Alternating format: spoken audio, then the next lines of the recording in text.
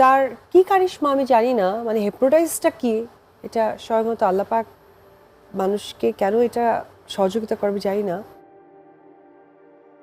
অলৌকিক শক্তির অধিকারী শবনম বুবলি, তিনি চাইলে যে কাউকে বশ করে নিতে পারেন। এবার বুবলিকে নিয়ে এমনই কিছু মন্তব্য করেছেন অপু বিশ্বাস। আর এখান থেকে আলোচনার মোড় ঘুরে দাঁড়ায় প্রার্থনা ফারদিন দিঘির দিকে, যে অপুকে ছাড়া কিছুই বুঝতো না দিঘি। সেই দিঘি এখন বুবলিকে পেয়ে অপুর নামটিও ভুলে গেছেন। তবে কি এখানেও কোনো কৌশল ব্যবহার করেছেন বুবলি? অর্থাৎ অপু বিশ্বাসের সেই ভাষ্য অনুযায়ী দিঘিকেও কি তাহলে হিপনোটাইজ করেছেন শবনম বুবলি? সাকিবের সাথে বিচ্ছেদের পরে নিজের সবটা হারালেও সময়ের ব্যবধানে আবারও সেই স্থান ফিরে পেয়েছেন বুবলি, আর তাও কিনা অনেকটা শক্তভাবেই।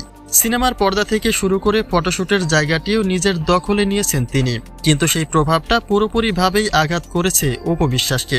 বারিশার সাথে তার সম্পর্কের ঘনিষ্ঠতা কতটা বেশি ছিল তা হয়তোবা কারোই জানার বাইরে নয়, কিন্তু ইতোমধ্যেই সেই বারিশার পাশেও নিজের জায়গাটি করে নিয়েছেন বুবলি। বুবলির পাশে দিঘির উপস্থিতি দেখার পরেও নেগেটিভলি নেয়নি অনেকেই।